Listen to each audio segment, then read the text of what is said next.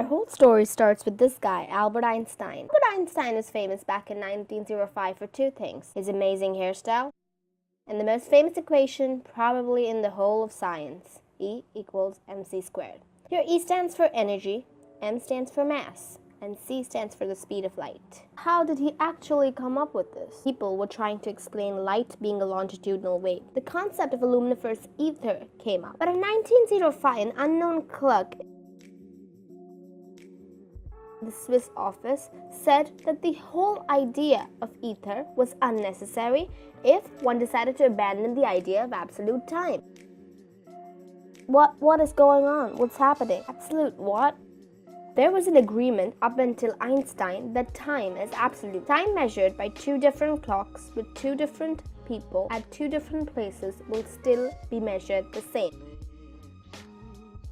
But Mr. Worst hairstyle of 1905 goes no. You can actually see a couple of nanoseconds of difference between the two clocks. This led to the theory of relativity, which was later named as the theory of special relativity. All laws of science are same for all moving observers. All observers should always measure the same speed of light. Remember those car examples we used to do back in school? If one car is moving with a certain speed and the other with the other, what's the speed of one respect to the other depending on the direction? Well, light does not follow those laws. You will always measure the speed of light to be 3 × 10⁸ meters per second, no matter how fast you are moving. This also led us to the most famous equation, E equal to mc squared, that nothing can move faster than the speed of light. Any normal object is forever confined by relativity to move at a speed slower than the speed of light. So all was good in Einstein land. Einstein was everybody's hero and famous at receiving love all over the world. So much so that people even started digging his new hairstyle. But as life would have it, a problem arose. Remember the apple guy? The one who never left the apple alone, who gave us gravitational force and explained gravitational attraction?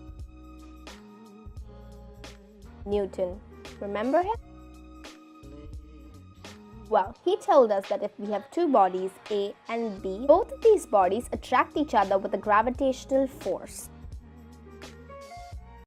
This is directly proportional to the product of their masses and inversely proportional to the square of the distance between the two bodies. Here's the problem. If we move one of the bodies, keeping the other one at the same place, the force changes between these two bodies almost instantaneously, which is obviously greater than the value of c. So is Einstein wrong because something's moving faster than light here?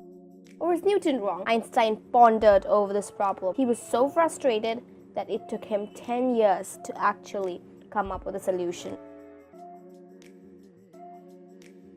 In 1915, finally, Albert Einstein came up with the general theory of relativity. In a statement, the general theory of relativity states, massive objects cause distortion in space and time that is felt as gravity. Right now, I can probably see you guys in front of your computer screen going, what is going on? Let's backtrace a little. Remember the geometry we used to study in school? The quadrant system having two axes, x and y, and the origin at the center? And then we grew up to learn actually everything is 3D. So any point has three coordinates x, y, and z. But that's actually not correct. Any point can have four coordinates. You have three coordinates of distance and one coordinate of time. The idea of the general theory of relativity is that space and time are woven into a single conundrum called as space-time. All heavy objects like the moon, the sun, or the earth cause space-time to curve or warp. Almost as if there's a bowling ball placed on a trampoline. This warping leads to other objects being attracted to this heavy-massed objects, hence explaining gravity. Of course, there were 10 big equations in the general theory of relativity, and I cannot understand half of them, so we're not going to go into that. This also explains to us what happened in the movie Interstellar. I know you guys are wondering, how's the dad still so young and handsome while his daughter is old? There's a clause in the general theory of relativity. The faster you move through space, the slower you move through time. Imagine a ball falling from a certain height onto the ground. The velocity of the ball is fastest when it's just about to hit the ground, and hence it is moving faster through space. So it should move slower through time. Time is slower nearer to the Earth and is faster higher away from the Earth. This also comes up with something called as the twin paradox. Suppose a guy is standing on top of a hill and his twin brother is on the ground. Time moves slower on the ground. So they're not exactly twins because their age is not the same. Boom.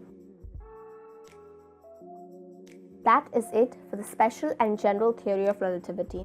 Comment down below new video suggestion. Also try to answer the question, how does time travel relate to the general theory of relativity down below? Alright guys, make sure to subscribe to this channel. Give this video a thumbs up if you liked it, and I'll be back with more science videos very soon.